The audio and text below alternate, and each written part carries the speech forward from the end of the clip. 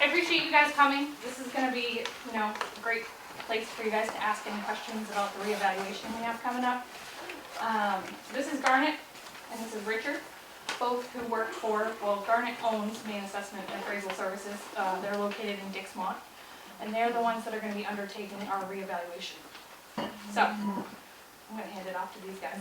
All right, I'll introduce myself a little bit more. My name is Garnett Robinson, and I'm an assessor and appraiser. I've been doing this for a long time now. My father, the way I started into this really as a forest ranger years ago, and have degrees in forestry and planning, but somehow got talked into the family business. My father was the head of the unorganized territories portion for the state with Maine Revenue. I've taught property tax law, I've taught appraisal classes, I've assessed, revalued probably around 40 towns on my own. I've done as a partner at a different business before that where I did appraisals and revaluations. We're currently the assessors or agents in around 30 towns. We do 3 to 4 revaluations a year, and this informational thing is really for your benefit, but our background is we do this over and over and over, and we deal with pretty much the same questions. So I want to help assure you, because I'm sure most of you, it's been over 20 years I just found out since your last revaluation. These don't happen very often. Everybody hears the law that says every 10 years. Well, lots of towns go way beyond that. And if you have somebody that's been able to maintain it and keep it going, then sometimes they can get more years. A better word for revaluation is equalization. I just quoted in the Bangor Daily News article. I didn't realize they were quoting me, so. But I got quoted, and they actually quoted it quite well, which is, an equalization. You're basically, at the end of this, you should be able to drive down the road. You know what your house is. If you had a 1970s ranch that you've fixed up and maintained, you should be able to drive down the road and say, well, I know he's got something similar, and you should be able to compare those two. You might be some differences in size, or if you know that, well, he's put in hardwood floors, mine's just a floating floor, and some other stuff. You should be able to look at those differences and see some differences in value. The hard part for a revaluation for people to understand is that you're going to go from being assessed values of whatever percentage to closer to market value. The end result of a revaluation or an equalization is to be within 10% of market value. The state allows that with towns. I was just talking to Katie, and we were talking about your certified ratio. Your ratio, according to the state, said 89% this year, which is, they allowed you to be 11%, a difference to still certify 100, but legally, by law, this is not an exact science. So even with the state, they come in, when we revalue, we're equalizing between neighbors. When the state comes in, they audit your books, they look at your assessments versus your sales, and they develop a ratio. And that ratio is how they bring every town up to 100%, so everybody in the school district pays. All those towns get apportioned according to that. And it's really important now, because a lot of our school funding, all these are under, I wouldn't say threat, but we right now we have a lot of debt in the state. So who knows how much revenue sharing will stay. That's a portion of sales, so as long as the economy is still going, then you still have revenue sharing. But your schools have gone up, what we have to pay, so that's all that. Right now, when I was looking at your ratio, like I said, the 89 doesn't sound way out of line when you hear that, but you've been making adjustments, so over this time period, you'll have noticed that the assessments have gone up. And I can tell just the way they're doing it, they're going across the board. Because if you look at your quality rating went from 14 to 20 this last cycle. 20 is failing. So when I'm talking quality rating, that's your coefficient of disbursement. That's like when I was telling you that ranch. If you drive down the road and look at one ranch versus another ranch, that means they're getting out of whack. 20 is failing. 10 is is extremely well, and anything below that, they tend to look to see if you're chasing sales. They call it chasing sales if you only adjusted, somebody that bought a property up to closer to that market. Most of the questions we get are, do you have to let an assessor in? Or I've never seen an assessor, the things I hear over and over. I've been here 30 years and I've never had anybody come to my house. Why would you have to look at my house? And I guess I could have to go back to kind of like when we teach. You can come to my house and buy my car, but each step that you can't do, so you can't open the hood, you can't open the doors, and you can't start it, but you can buy it for this price.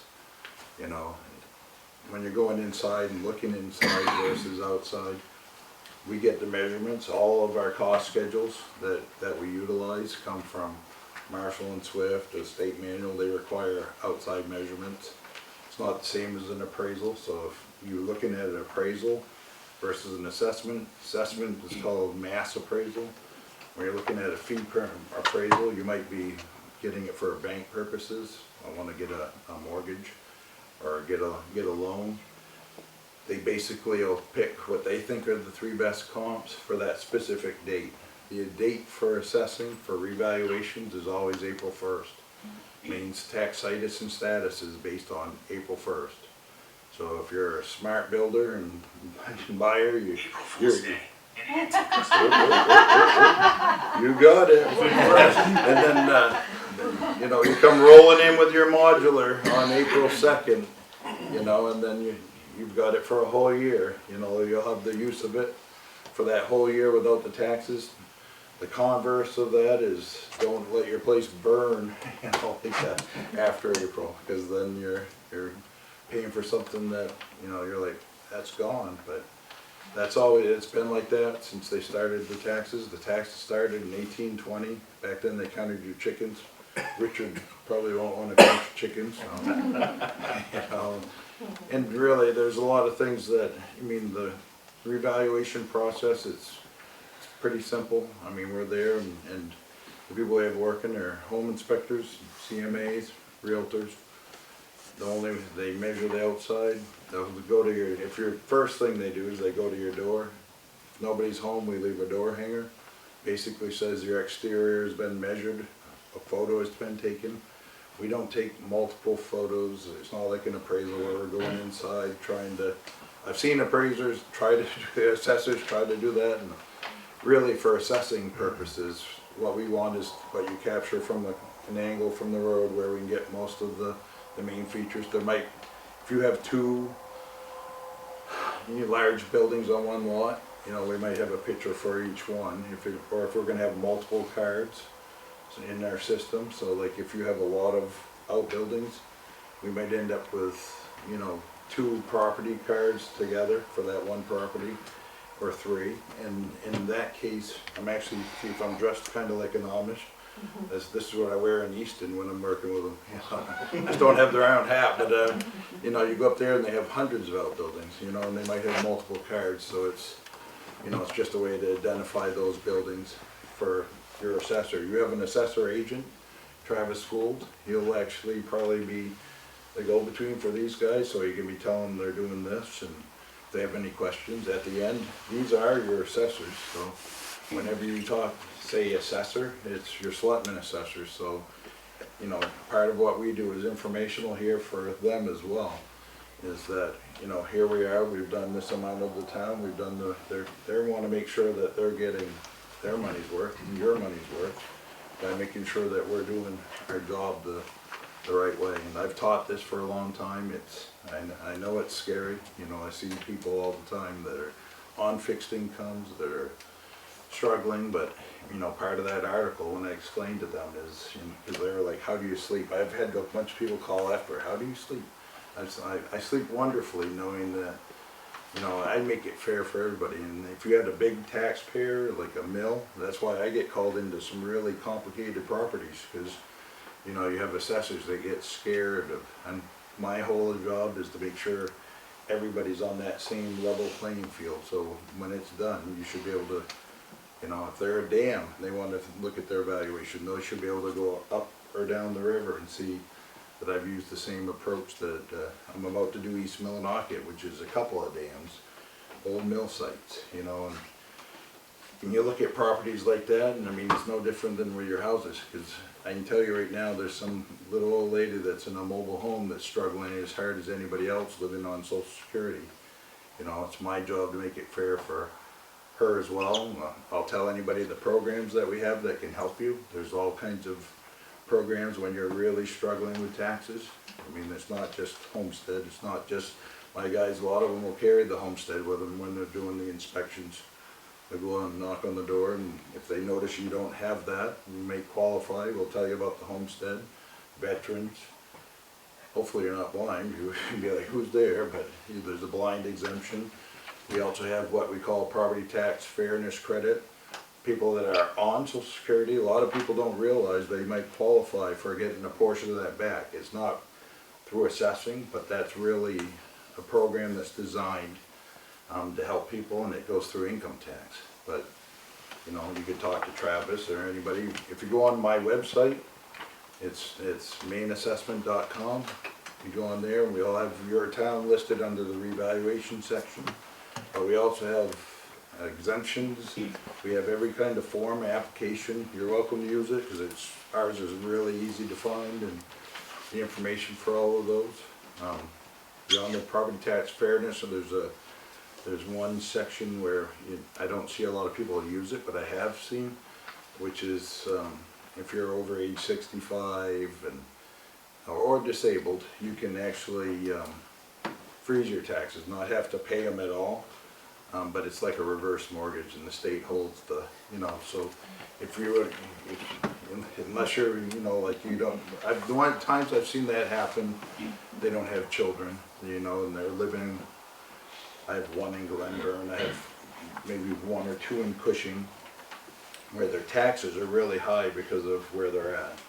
You know, they're on a waterfront, have a nice house, and, you know, when you're 75 and have no one to take care of you, and worried about, you know, the property taxes are just, you know, it's going to go to somebody, not to anybody anyways. That's when those ones work. But, so I'm going to open it up. I want anybody, if you have specific questions or things that you don't understand about assessing or revaluation, I mean, it's really foreign to a lot of people. Most people never see their property card until I mail them one. So, you know, I have people like, well, I've never seen that. You know, it's a good thing to go look at it, make sure the information's correct, because when we mail it at the end of this, we're going to give you a couple opportunities. One is the knock at the door. Like I said, we have no right as assessors. So if you say, no, you can't, you can do the measurements, but can't come in the house, then that we're going to estimate from there. We're going to do our best, you know, from the outside, but it's not fair for us to say, well, that might have finished basement because of what I see, curtains or daylight basement or whatever. If we're told we can't measure, then we're going to do it the best we can, but it becomes more of a guess. You know, that's the second word for estimate. If you really want to see what you know, guess, you know, and it's an educated guess when you're dealing with assessors. We're not there to say you have gold faucets and things like that, but we have to be fair. To be fair to people that do have us come in, we have to make our estimates the best we can, and it's usually not in your favor. We won't see the damage. What I say to anybody when you're there and you see the guy, you know, their eyes might be fixated on something nice. You make sure they know how old your furnace is if it needs to be replaced. If you got something that's got problems, show them the things that are, and don't worry about clutter. Every time I go there, somebody's there like, oh, my place is such a mess. We're not looking at that at all. We're looking at the components. There's 10 components to a building. It's the foundation, the basement. You know, if you don't have those, make sure we know that. You know, if we're outside and we're looking from the outside and it's got a frost wall, we don't know if it doesn't go down further and have a basement. We might estimate a basement. That's your average, would have a basement. So we'd want to know that. We'd want to know your heat types. Want to see what your power comes in. You know, those are all the basics of that. And then you know, basically if you have anything that's happened that needs to be replaced, make sure we know, you know, so. Those are the type things that, as assessors, we're there. I'm not from here. I'm not friends with, you know, like, so when I look at wherever I show up in the town, it's like when I taught classes, they probably wouldn't like how I teach it to my guys, because I'm always like, we have to be equally mean. That's our job. Equally fair, you know, is the best way. But I mean, when you're looking at us, nobody likes taxes. Nobody likes what we do. It's a, you're saying property tax, any tax, you're like, you know, it's a taking, but it's, when you're looking at property taxes, you're paying for what's here. You can come in and see these guys, you can see the road commissioner if you don't like where the road is where you are. If you don't, your trash pickup's not happening the way it's supposed to be, or you're in a town that doesn't have it, you can vote for any of those things. You know, this is the closest you get to real government, because like, I hear a lot of people saying, well, we ought to go to county or go to the state. Well, see how well they operate. Right now, you have a chance to come in and you see the people out front. If you had an issue and you want, you can come to a meeting like this, and you can hold your hand up and you can hear from them directly versus trying to talk through your legislator, so. But are there any questions? I mean, we'll start anywhere you want, but like I said, this is Richard.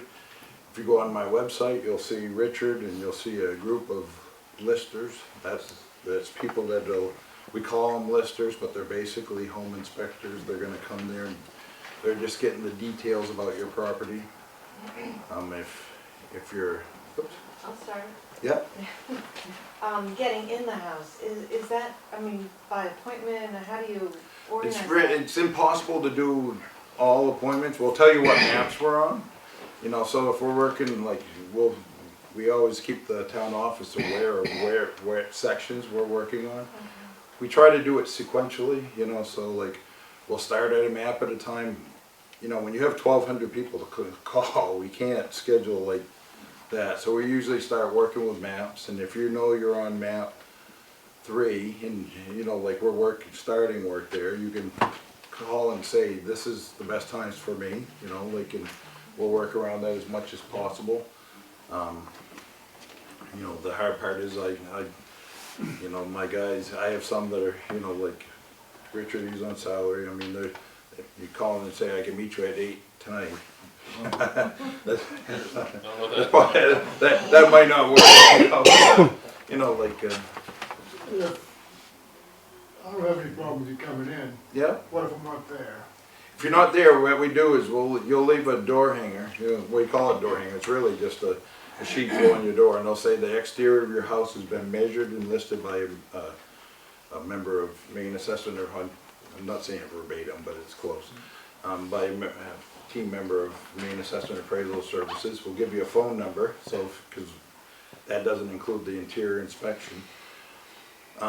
When we do the interior inspections, if the outside crew's done, you know, gone through the whole map, it might be a little bit of time between that and the actual interior visit, and it might be the guys, you know, like Richard or myself, because we go in there and try to, if somebody is calling back for second time, we try to get more quality control, just to overseeing some of the stuff, just to look at it. So, you know, when you call for the inspection, you can call, and then you'll get put on a list for us to come back, and we'll make sure you get in. Yeah, we'll usually call you and schedule a time if you're not there. And so that's, I mean, and that can work. If it's, you know, like I said, when we go through that whole process, you're still, I mean, we have people at every town that say, no, they'll get their card, because we'll mail it, and they'll also, but we always do it under Title 36, 706A, which is basically saying, please review what we have for information here. Look at your acreages. If you have a difference in acreage that you're like, oh, that's not right, we don't change what acres are listed right now. But if you find an error, you bring in your deed or a survey, and we can look at that. If you've got wetlands that we can't see from maps, you know, like, or we can't, like for us, we're not soils evaluators, we're not forest, I went to school forestry, but I'm not here as a forester, but there's different people that, like a surveyor is the only one who can put pins in to tell you your corners, but a forester can come out And then they also can identify acreage, tree growth, you know, those programs, if you're going to have enough land and it's worth it to you, then there's tree growth and other programs, but they can identify wetlands as part of their job. They'll go out there and say, you know, they have 10 acres of waste. Because a lot of times you have a wooded wetland. You know, I worked at Sewell I was a certified photogrammetrist. I've done mapping as well, a lot of tax mapping. And I've worked a lot with aerophotography. And, you know, sometimes wooded wetlands are hard to identify, you know, and unless, if we can see cattails and all that, and we can see it on a map, or that's, then of course we can, as long as we can see it on if you have digitized maps, I didn't Yes. Yep. So we can, you know, we can work from that and say, oh, okay, we think you got 3 acres, and you'll be like, no, it goes right down through the woods. That would require you know, talking to a soils person or a forester, and they can delineate that, say, all right, there's another 5 acres of wooded wetland in there that qualifies. So, waste acreage is our lowest rate, so it behooves, you know, if you have that, then make sure that we have it. So, and as far as like scheduling, and like I said, you have quite a long period of time, like you'll have that, and we go back out in the spring, we're actually do a fairly, you know, once we're finished with the listing, our next thing is really, we go through and it's gone to our data entry. We're taking those cards and going one by one down the road, making sure everything's matching the pictures and all that. At the very end, when we mail these out, I say in the Title 36, 706A, it's basically saying that as assessors, if they ask you for information, that you respond to it either. So when you get these in the mail, it behooves you to look at them, make sure there's no errors, got the right pictures and that. Because what we want is people to go, ooh, you know, and make sure that that's right. Like I was just saying at the very beginning, most people don't look at these cards, never see them again, and all of a sudden, like, you don't want to be paying for something you don't have for 10 years. You know, you don't want to have an error that just stays with you. We don't want that. We want it to be the best that you can have. So that's part of what we do in the reevaluation process. Not everybody gets a permit. We're going to find stuff that we're not there as your code enforcement, so we're there just to make sure that what's there is being assessed. But I mean, so part of this is discovery. We're going to find things that hadn't been there, and that's fair for everybody else that took the time to get permits too. So, yeah. So part of the revaluation will be looking at more than just buildings. yep, Right. It'll look at the lot, say the building is setting on. yep, The value of the lot might be quite a bit different from, say, in the middle of a commercial district. Commercial zone as opposed to on a discontinued town road. Pure waterfront or like, yeah, right, someplace doesn't. We don't really have much waterfront. No, I'm just saying, but I deal with waterfront like you wouldn't believe, but I'm like. So it will be readdressed as to what it is. Yeah, and I mean, it An goes. acre isn't an acre isn't an acre. Not always, you know, and so I mean, there are times, I'm of the theory, is simpler the better, so I mean, if there's, I don't go looking for every time there's one sale that doesn't fit to create a new neighborhood, but at the same time, if you have you know, if you have a distinct area, you know, if you went up in and there's one drive where they have all kinds of covenants that restrict what can be built there, and you look in the houses are, you know, all the 400 or 500, well, they'd be more than that now, but I mean, all of the really high-end and super nice houses, and they can't have mobile homes, they can't have that, then, and you start seeing that their land actually is selling for different, the basis comes from the sale, so that would be a neighborhood. If you go out here and you're on the main drag versus someone like you were saying, that might be. Newburgh has a lot of houses on discontinued town roads Mhm. around, so that's kind of, you could say it's a little more unique about Newburgh itself because of the number of roads that we do have that are unmaintained. I'm from Dixmont. Yeah. But I mean, I work in, like I said, I've done 40 towns. If you went through my list, very much like that. And I mean, I have times where somebody will say, I'm out on the private lane, and I had times where that actually not that we like to hear it, but I mean, sometimes that's a superior to being on Route 9 with all the traffic, or being next to that commercial Well, it district. isn't when there's 3 feet of snow, No, I mean, I hear that with subdivisions. or during mud season. Or we could be in, you know, I've got some super high-end subdivisions down on the coast that they have $5,000 maintenance fee. It's almost like being at condominiums where they have an association where they're chipping into their plowing and all that, and they're huge numbers, you know, and I mean, it's all, everything we operate from is sales. So, I mean, when we'll be looking at, in this town, from what I've noticed, had a fair amount of sales, so. You know, we're gonna look at last 3 years, that's one of the comments, like they'll say, gee, sure, we're in this massive market, we had everything with COVID. The problem is like, and I've taught this, it's funny, I taught a market-based adjustment class, it might be something that Travis or some of these other assessors had. There's probably, one of them had like 300 people in it, and when we were talking about the market-based adjustments, I was like, this can't keep going. Interest rates will change. That'll fix it. You know, like something. And when I see this, like I'm old enough that I was here for 2003 to 2008. You start looking at that time. We had really big increases. Maine didn't really have a bubble. Everybody talked about a bubble. Florida had a bubble. People bought whole subdivisions, bought property after property with the idea they were going to flip it and make money. Up in Maine, we still had a pretty constant market. It was either retirees coming up from Massachusetts or Connecticut, or people that lived here and worked here, you know, so.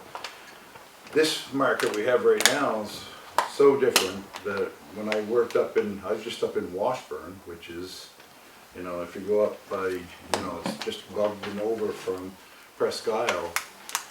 They did I went in there and revalued because they had the McCrum plant, but we just had sales up there, and we got people that have moved there from California, from all these crazy places, and you're like, you know, and we had the one subdivision up there where 3 cookie cutter ranches that just sold for this lowest price was like $428, and I'm like, when you're looking, if you had that kind of money, went to Washington County before, you'd have looked at, you know, you'd been up there in a mansion, you know, and I just like it. So it is stunning, and the cost to build. I mean, I just had an addition on the camp that's half the size of the camp that I had built, and it costs more, you know, than that entire camp right now. So that's why it's so hard, is like when you look at, I mean, we've had a couple of articles that were talking about waterfront, so. You know, it's a gone thing for Mainers. You know, when you're looking at our incomes and what's, you know, I'm from Maine. You know, for me, you know, the only thing I know to do is make sure it's assessed across the board and make sure that Maine residents get what they can get. And I'm friends with a lot of legislators. You know, and I've testified a lot of tree growth and a lot of the other issues. And you know, so to me, like if they really want to help homesteaders and Mainers. What they should do, instead of looking to make that residency requirement be, you know, shorter in 1 year, they should say, all right, if you want to help age 65 and older, then they've been here 10 years, you can make it any amount you want, because they're the ones that have paid all of the income tax and all the excise tax. They've been here and they've contributed. They didn't just move here from California with the idea they're going to buy something and, you know, and suddenly all of a sudden they don't have to pay taxes on it.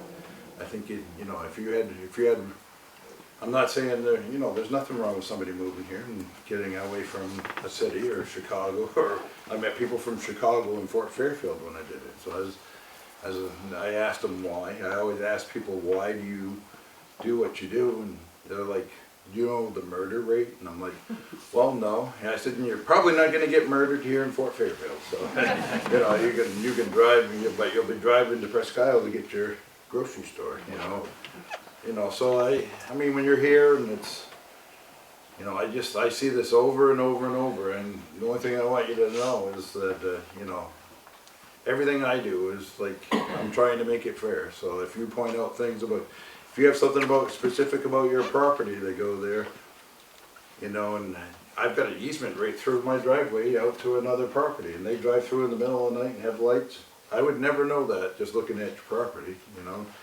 I'll pull your deed, oh my goodness, they do have a shared driveway.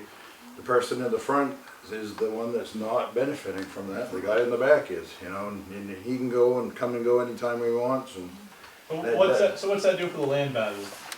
It affects both land and, the land, it would be how severe like a easement is, so.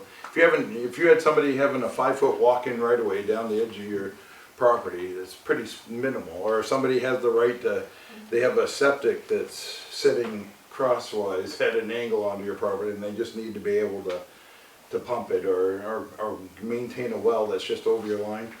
There's an adjustment, but it's pretty minor, versus if you had somebody sharing your driveway, you had to drive through it out into, you know, 1 or 2 houses out behind you, that would affect your property. If you know, I can tell you when you're an appraiser looking at things, you see how they make their adjustments. There's a superior one and there's an inferior, you know, so when you're looking at a property that has, you know, something that you wouldn't want, or if you had an old house that has a furnace about to go, that's something, you know, for us, we'd say that's an old style obsolescence. Because I know if I buy that, I'm gonna be buying a furnace, you know. Yeah, can you give us a sense of step-by-step, walk us through the process? Yeah. And any tools you use, like do you physically walk the properties? Do you use Google Maps for some of it? We don't walk any properties, we go directly to, you know, basically we go house by house by house looking at all of the buildings. We'll drive all of, you know, the roads that are going to those.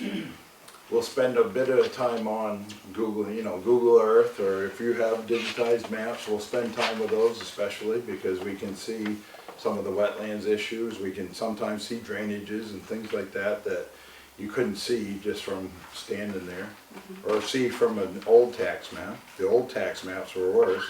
We'll use Google Earth as a tool. A lot of times we come to a gate and it says, keep out or we'll shoot you. We're not gonna go past that. You're gonna see a picture of that gate. Then we might go on Google Earth and if we can see what's in there. But when we do our measurements, that's all from the eaves. We're adding 2 feet each way, you know, or whatever it is for those overhangs. So you're going to get something much more than what could possibly be there. Might be, if it looks like a house from above, that's what we're gonna have to do until we get a chance to get in there. If they have a phone number, of course, we're gonna call, and that's one where we'll try to make sure that we call and make an effort to at least try to see it, you know, but, you know, there's cases like that, but we use every tool that's available to us, you know, and, you know, out in Washington County, like when I've been down doing islands, I've taken every weird job that no other assessor will do, because they won't. I don't know how I end up there. I'm actually fortunate. This town's really easy for me. This to me is the easiest of easy what I do. You know, so when I look at, you know, like that, I've used drones. You know, like I had to go out and I was 6 miles out on a jet ski because lobster boats couldn't get me into islands. I was watching surfing somehow. And I was like, well, these jet skis can go in these giant waves. I went for one trip, I bought it at Bangor Motorsports, so sight unseen, didn't realize I bought a giant one. You know, so I show up at the ocean with one of my guys. First thing we did is suck rocks up from like 8 feet. Paid $800 to fix it, and I took my wife with me, saying this would be fun. We're going around to do these islands. I didn't realize how far 6 miles it was when you go out into the ocean. And she's like, "You're comfortable?" I'm like, "Oh yeah." Yeah. But and we've had other times we use drones. We have a pretty expensive drone where we'll go out and took pictures. We just did that out on Idaho, yeah, where we couldn't get over to the other islands, you know, like, and so we just went out and used it for pictures, and you know, we've got our scale from other ways, but. No, we use every tool that's available to us. We're not out flying drones over your house, but don't shoot it down. No, for us it's just about getting pictures and things like that, so. So when you come into the house, what are you looking for in the house? Whether it's got a basement, 3 Yeah, bedroom, yeah. 5 bedrooms? Yeah, we want to see the basement, and like, we'll go down, show us everything that's like, you know, everybody's got credit. I mean, the reason they put, you know, they start to scarify concrete, they get cracks, but we're looking for specific, you know, if we go down and you had a vertical crack in your concrete isn't a bad thing. If you have horizontal ones, go down at angles, you know, that's really bad. It's something that we'd wanna know. Mostly, you probably wouldn't want your insurance company here, but I mean, for us, it's important, cause, that means you don't have a lot of steel inside of there, and that, those can come in. So, but we'd wanna know that, we would give a type of obsolescence for that, because we know that it's, you know, that's not common. I'm just using that as examples of things that, you know, we're not there to, like, people that have really live kind of rough and they're worried that we're there to like condemn their house. We don't do any of that. We're there just to make sure that it's, you know, we've been in hoarders' houses where we just can't really see all the components, but I mean, at the same time, we have an eye, we can see that, you know, and sometimes in those cases, I mean, that's one case where you'd say, all right, well, maybe somebody buying this would spend some money to, you know, get past this, but, you know, those are things that you'd want us to see, just so that you want to be apples to apples, and we're not, like I said, we're not there to judge, we're not, you know, I got baptized last year, I'm not judging you. We're actually just there to make sure it's fair, so I mean, it's, you know, when we're looking at it, we're just trying to do the best we can, so that, I've been doing this so long that, you know, and if you look, I don't have those dings. There's a lot of assessors now that are coming in, they see that, oh, there's a lot of money to be made or whatever, and they're out there not doing their job. There's people getting sued right now because they're not doing the things the right way. They're just, I have my sequentially, the first thing you'll see is listers. You know, right now, the information that's hard is, I wanted the town, I said, you need to have them be aware that this is happening. You know, that's a big part of this, is having people, I don't want people totally surprised that assessors are in the town and doing their work. And you guys will be part of the whisper mill that gets it out there, you know, but, oops. What's your timeline? How long is this gonna take? And Well, can we expect somebody to come into the home? it's gonna be, we're gonna start listing right off. And I gave myself a little bit of extra time because we're starting at a later period, but if everything's going like it has been with my other towns, it won't take very long to list the town. So we're talking this fall, so in the next 2 to 3 months, you know, like. Someone should be there within the next 2 to 3 months. And the big thing is like we keep going till the snow flies. So I mean, you know, once we get more than a foot of snow or a foot and a half of snow, which here sometimes doesn't happen till whenever, you know, but other times it might happen in November. But once you get that, it really shuts us down because we can't see when we can't see your shingles, can't see the decks, can't see the things on the, you know, if you have a patio, things like that, then we usually stop. Unless we're, like some of our remote stuff we've done with snowmobiles, and when you talk about tools, we use everything we have to do our job. We work from boats, we work from snowmobiles, we work from side-by-sides, four-wheelers, and, you know, whatever we have So to. when would we get a report from you? The report would be at the end, so like it'd be closer to when, so like if everything is going well and we're able to get everything data entered, then it'd be, you know, we have a time frame, so it'd be probably a month ahead of when you're gonna commit. You'll be getting notices in the mail. The notice in the mail will be, you know, that letter, which is, you know, basically goes through, tells you what to read, how to read the card, and then at the bottom, like I said, we still just stick that little blurb in for the Title 36. Then you have your card. When you look at your card, the front side will be land. We do paved driveways. That'll be a square foot assessment. You look at the rest of it, your land. It'll be acreage, and you're going to want to look at that. Cool rain. But you're going to want to look at the, be able to look at that, make sure the acreage is right, make sure all that. If you know you have waste acreage, and you'll want to make sure that that matches. Or if you have tree growth, make sure that they're looking, it has all your tree growth noted. Sometimes we have too many categories. The system they use is Trio, and it's kind of limited. Sometimes with that card, you might have 50 codes there, but it'll only show the 30. You know, and if you have some weird code, you know, sometimes they don't read. You can call, say, I see everything but this. I want to make sure I have that. You go to the other side, and it's basically your buildings.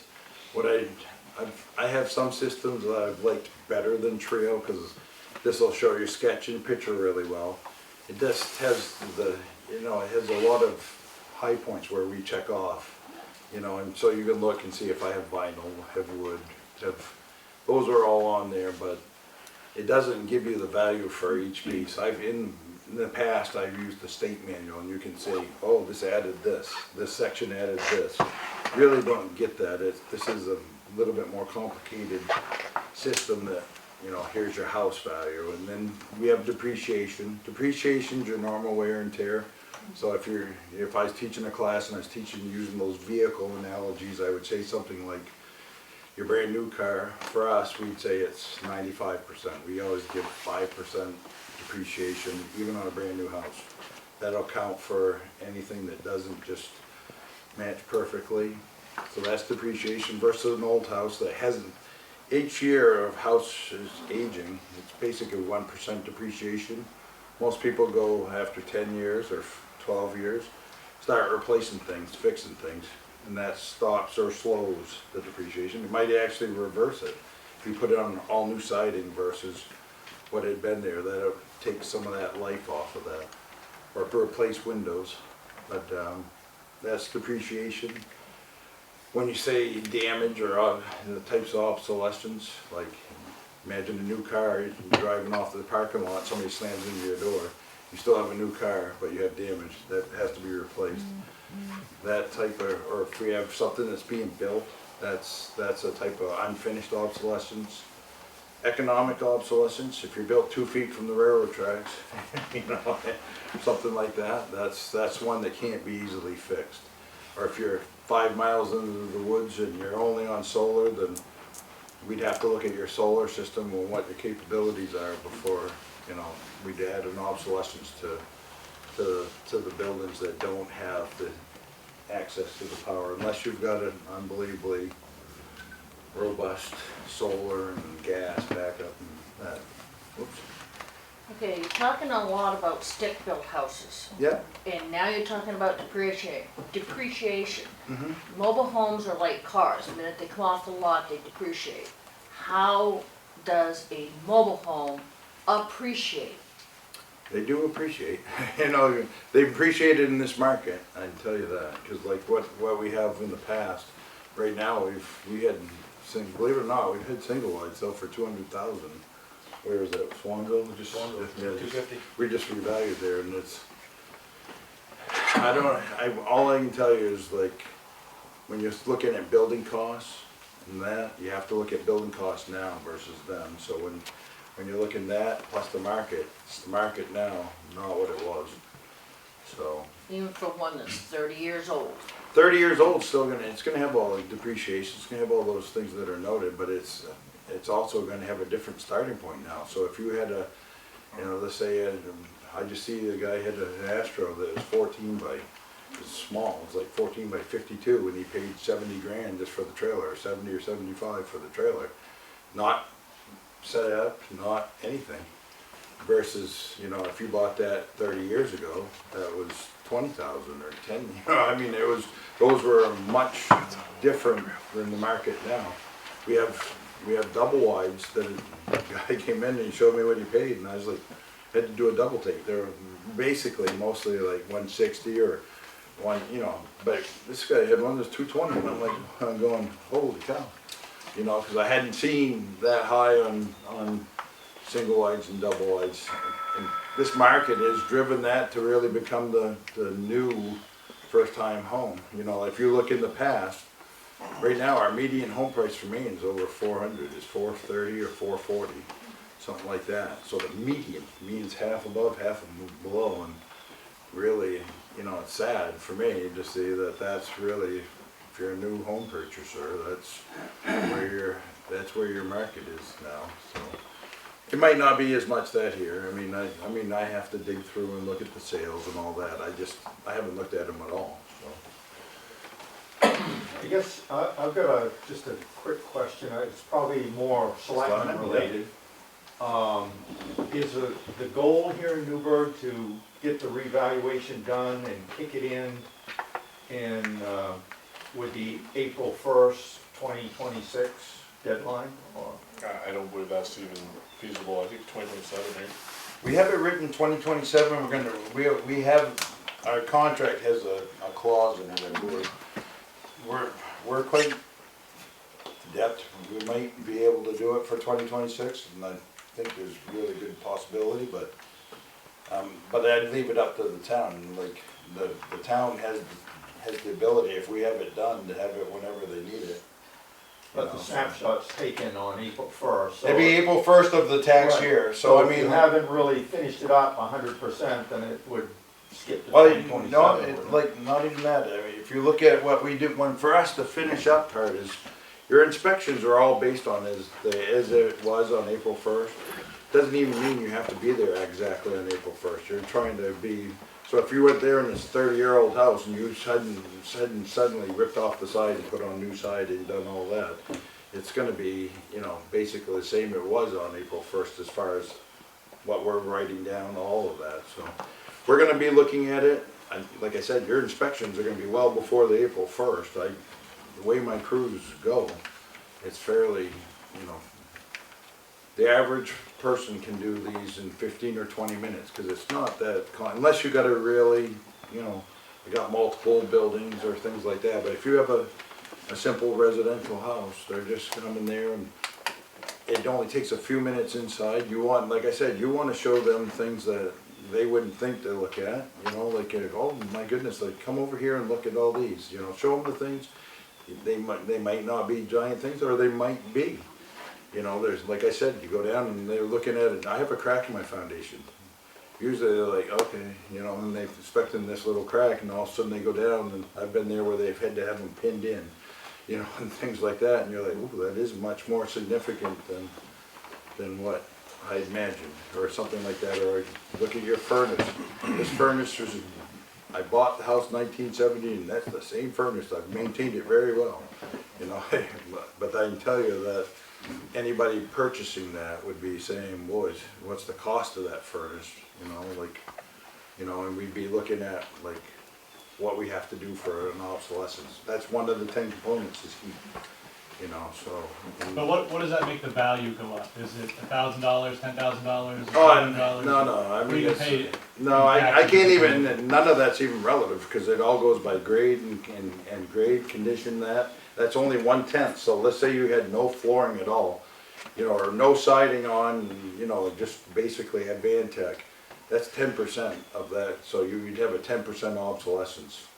And that all depends on how well built your house is, so if you had a $500,000 house, 10%, 50,000. If you got that you know, little ranch that's 200,000, you know, I mean, it's all relative to what you're building, the quality of what you're putting on, what would normally match that. I mean, if you're down on the coast, we see multi-million-dollar buildings, you know, and if they suddenly put a vinyl on, you know, like a low-grade vinyl on the outside of their multi-million-dollar place, it'd probably create an obsolescence in its own, because the person buying down, like we see places that look, you and I would, if you drove around town here, you'd be, that's a beautiful house, and all of a sudden the bulldozer's in and it's gone, you know. So you've been to Cushing, so you know. And What part of town would you be starting in? Map 1, I don't know I don't know where that is. You know, for us, we just like, we're here to do it sequentially and do it one by one. We don't skip around, we don't, you know, there are times that I've had, you know, like if I was in on an oceanfront community and I'm worried about catching people at home, I'm not gonna go on the seaside, you know, in November, you know, versus, so those ones we probably might go out of order, like if you had waterfront. We try to catch people before they've, you know, headed south, you know, or something like that. So I'd probably have to check with Katie. Yeah, map 1's gonna start on the Dixmont side, so it'll start on Kennebec side. And if you go, and I mean, we might have, so if we had 3 listers, it'd be 1, 2, and 3, because they'll each get their own map. It'll be towards the end, so We always want to know when they're responsible for a map, and when it comes back, we go through it, you know, so. Oh, you coming to my house, I'll have the coffee on. You know what's funny is, like, I was in Appleton once, and it's not really funny, but it was funny. They had a guy next door, I was like at a place and he didn't let me in. He was nice, he's a nice guy, but he's like, oh no. I went next door to his neighbors and he called his neighbor when I was in there and he goes, yeah, I got him in, I'm making the assessor breakfast right now. He goes, you know those guys can like, I'm not even gonna say the word he said, but it was like a bad word with a pen, you know. I was like that, and then the guy invited, called us to get an inspection, but it wasn't like, I mean, the only time, I've never had any people that are like, the ones that are scary for me are the Chinese grow houses. We're gonna be asking about, he just went to one, you know, like, and they had pit bulls and had to put them in cages. In the past, we've always tried to avoid them. This one was trying to be legal, I guess, I don't know. They can't speak, only one girl could speak English, and, you know, like, and it's just, yeah, so, and that, or if you have people that are really unstable, we don't wanna, you know.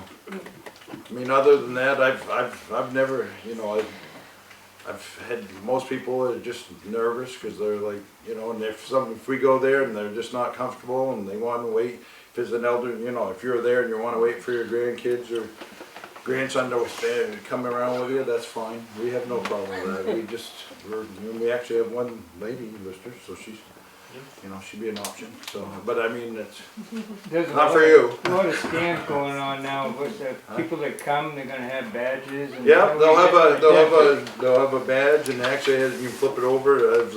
Scan it, goes to my website. You can call the town on, and if you go on the website, their website. Does it link to ours, or does it have it on yours? Nope, it links to yours. Okay, so but it has the pictures of the listers. So if you guys, and most of them wear orange. Yeah, she loved to wear I'm probably the only guy that doesn't. So if you see a big fat guy dressed like the Amish out front, peeking in windows, yeah.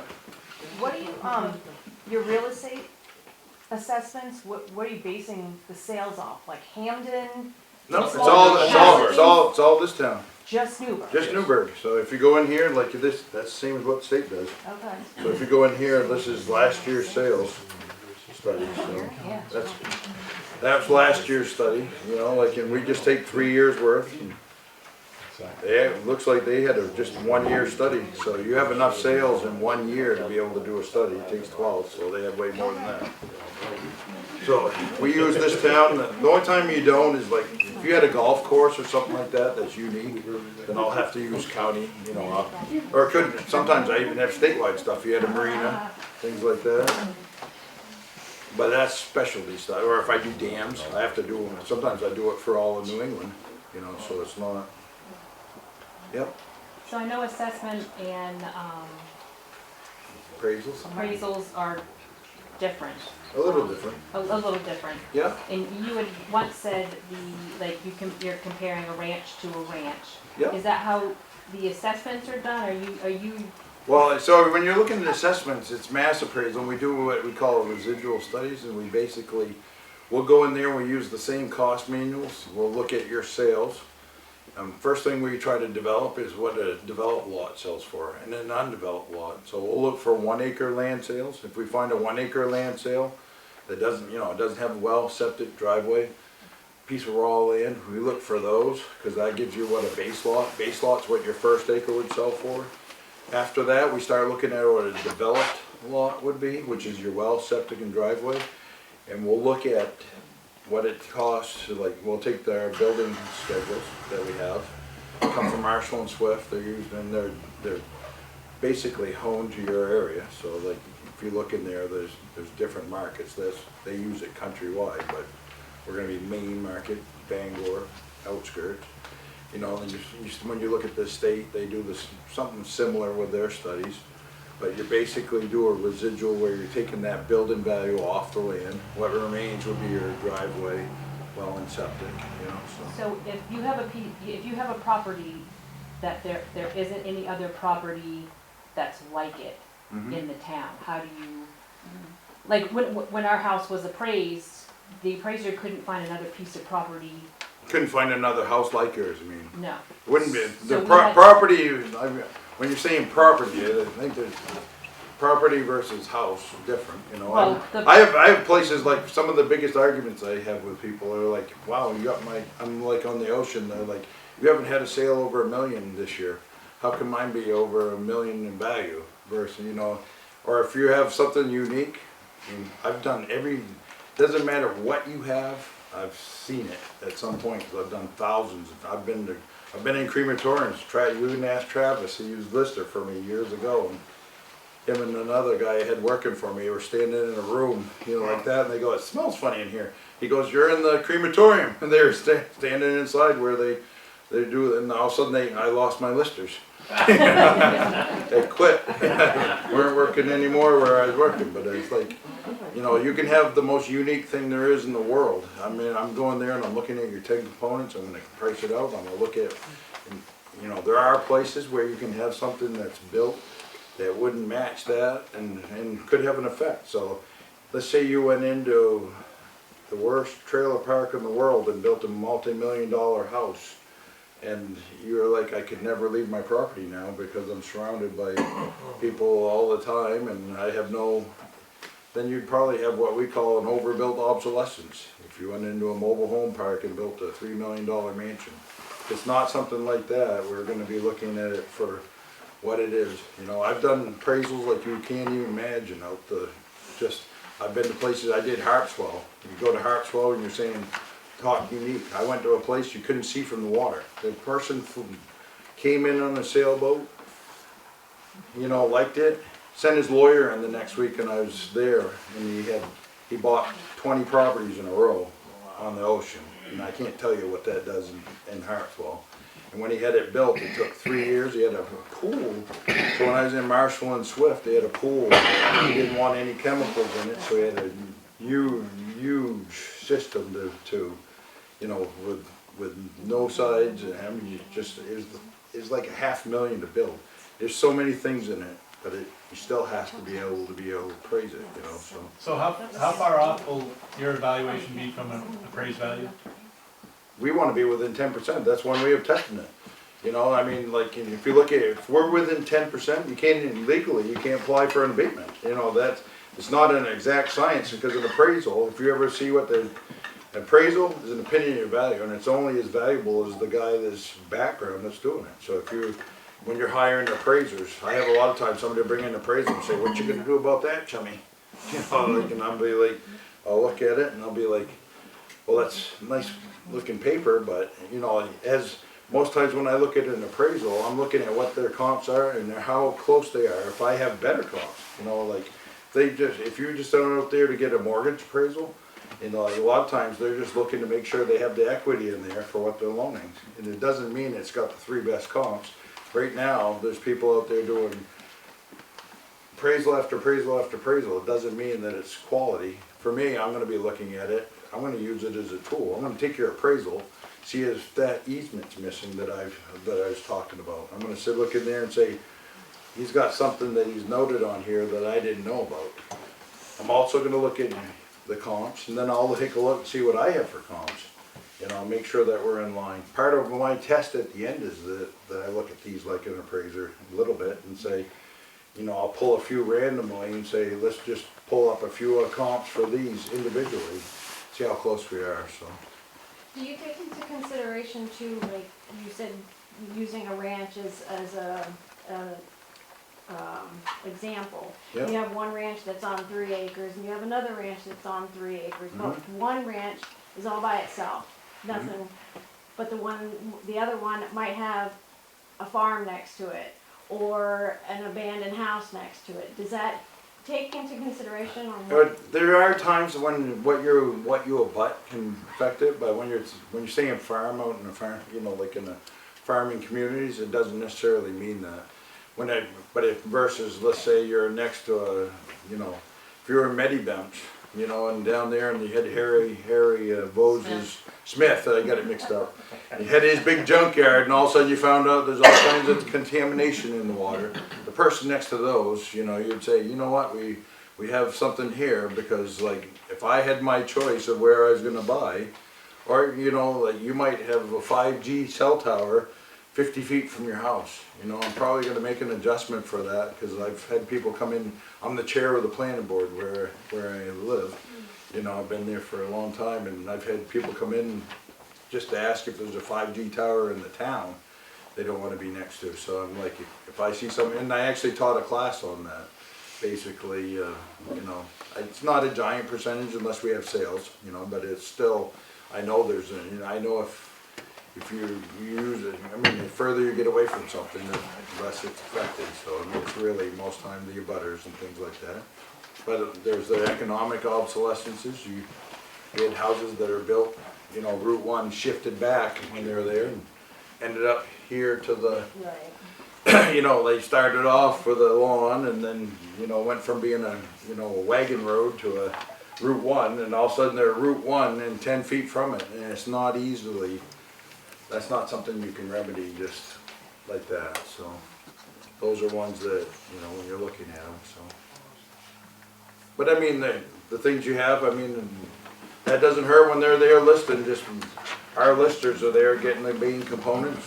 We're the ones going afterwards. And if you have anything you want us to look at, I mean, just say, write it in a note in there and say, you know, when you're, and at the end, you can come in and part of that can be like, did you take this into account? Because I have that next to me.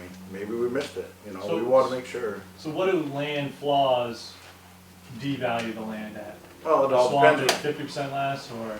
No, I mean, 50% is when it's unbuildable.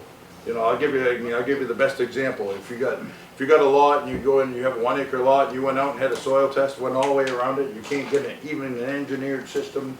Right now, I've found, what my experience is, I'll give you the one from Hartsville. I was taught a lesson that you can build on anything you want if you have enough money.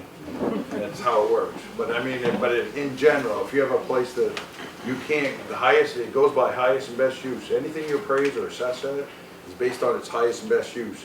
If you put a trailer in the middle of an industrial park, you know, you're still, your acre is still gonna be valuable for its industrial use, not the mobile home acre, or the, you know, so.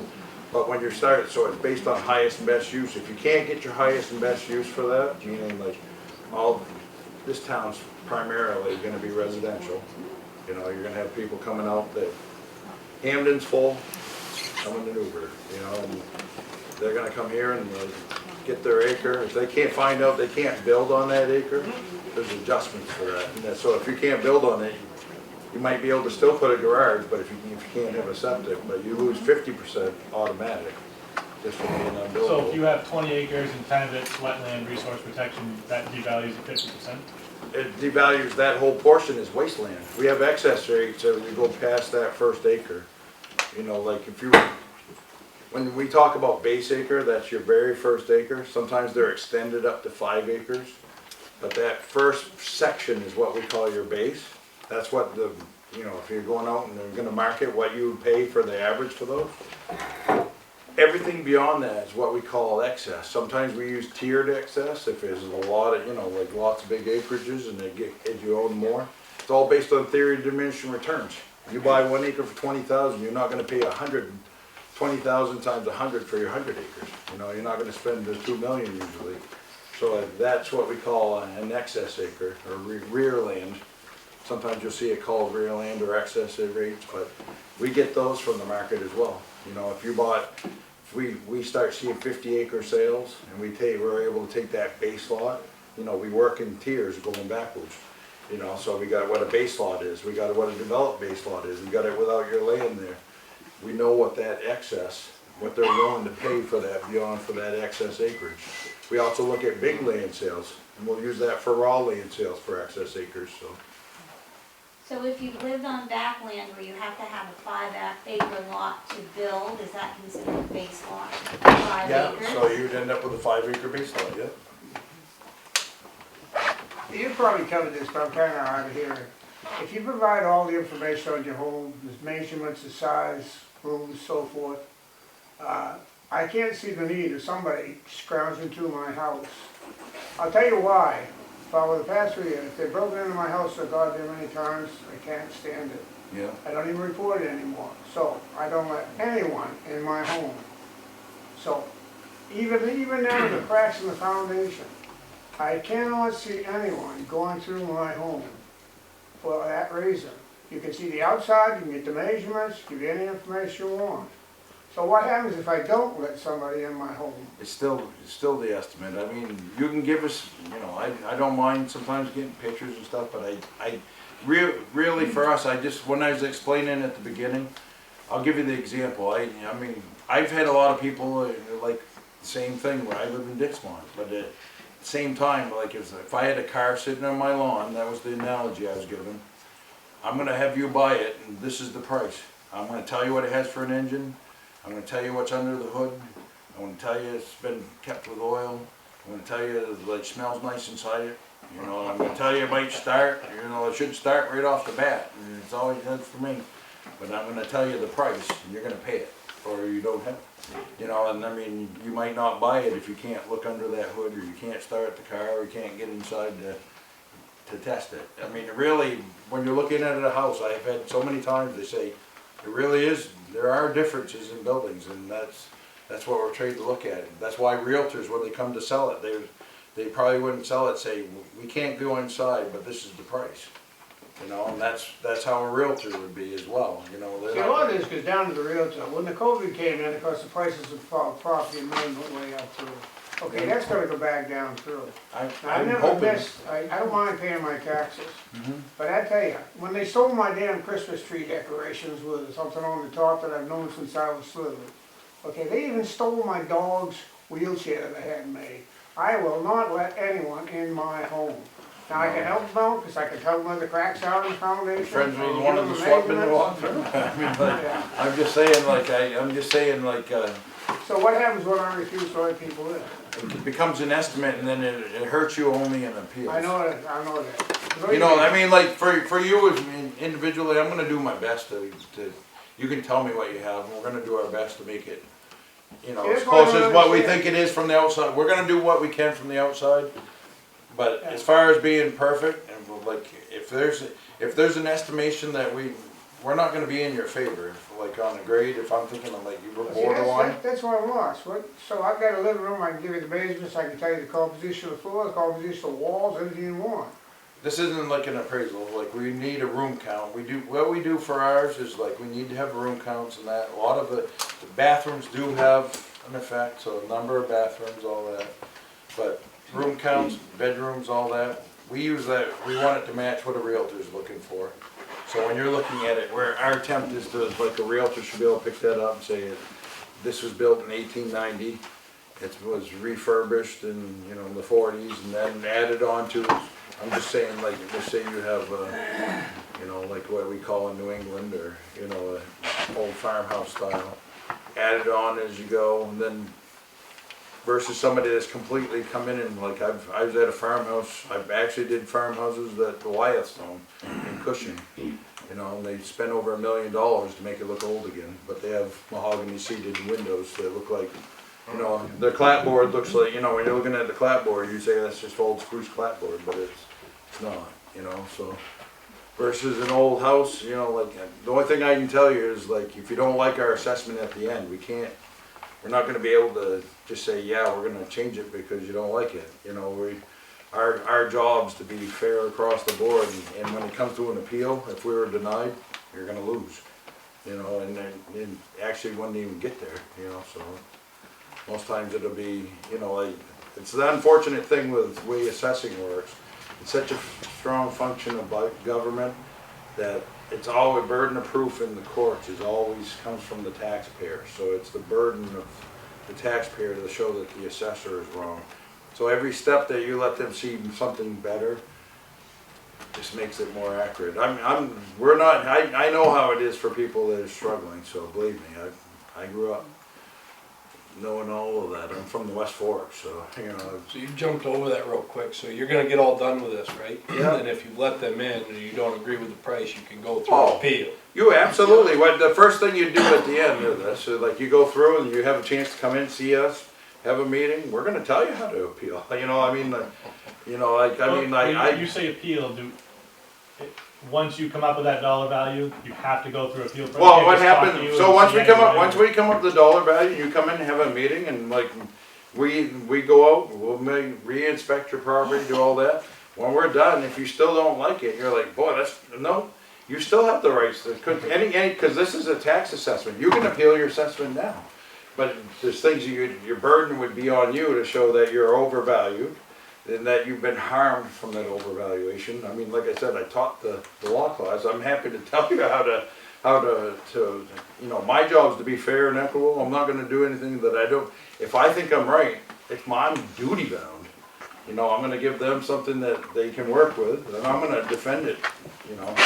I've been in front of, you know, you go up east in Newburgh plant, it's a $500 million plant, you know, and I'm the one that appraised it. So I'm duty bound to defend it against big time. I was hired for the NECEC corridor as an expert witness to take apart Thorne Dickinson. He was the vice president of Bondgrid. He's now the president of NECEC. So I mean, that's my job, is when I'm to work with that type of property, and it goes all the way down to residential. I'm not here to pick on anyone. I'm here to make sure it's fair. And I want you to you know, before you leave, I'm hoping you think it's fair, but So if you deny entry, then you kind of waive that appeal process. What's going to happen even there? First, do you have a board of assessment review, or do you go to the county? Go to the county. So you know, like your first appeal, if you go to the county and you haven't let them in, you're done in the water. But if you agree with an adjustment, you'll just adjust it accordingly, right? Oh yeah, I mean, if we went there and we're looking for errors. You know, for us, we're not looking for. We're not there to say, argue about our valuation methods or any of that. We're there like looking for errors on those cards.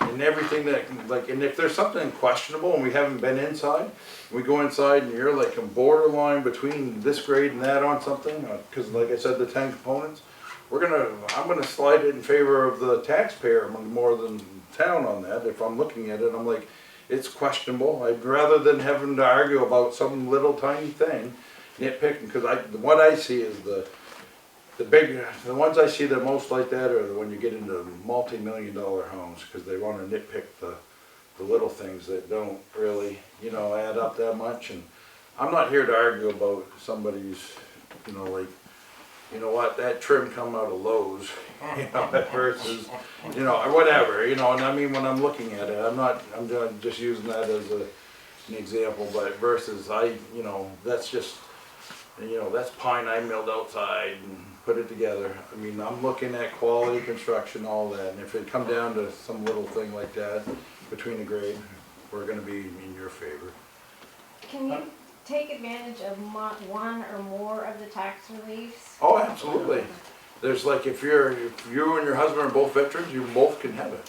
You know, and you actually, that's the one exemption, that as long as you're a resident of the town, you can put it, if you have a lot next door, you can put the veterans on that and your homestead on this one, as long as you qualify for those. Hopefully you don't qualify for, like, you know, paraplegic veteran or blind, but there's like those other ones where it's talking about property tax fairness credit. It just looks at your income versus your taxes, you know, and it's, you know, and sometimes it can be pretty significant, you know. It's up to $2,500 per, I think, per individual, and it goes back for a few years. That's not something we deal with as assessor, other than telling you about it, because it goes through income tax. Even if you don't file income tax, it's where it goes through. You'd have to file that form. Yep. This isn't a question, it's a statement. Yep.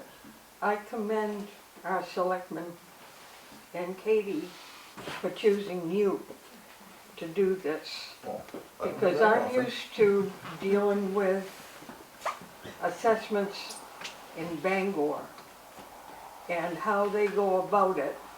And it can be a nightmare. And you have laid this out perfect.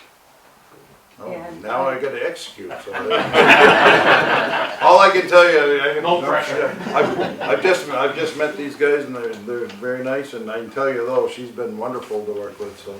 Yeah. She's always called and been very, very helpful with getting me, like, I just asked a simple question, she come running right out with these, so I'll give them back, so I won't steal them. But I enjoy working with towns, small towns like this, and, you know, that's the ones that, for me, I prefer these towns. Like, probably that shouldn't sound like it's easy, but these type towns are They're easy. And when you get into, you know, the other ones, I end up there because like other assessors might not try them, you know, like, and they haven't done them over time, so. They might try them and do bad.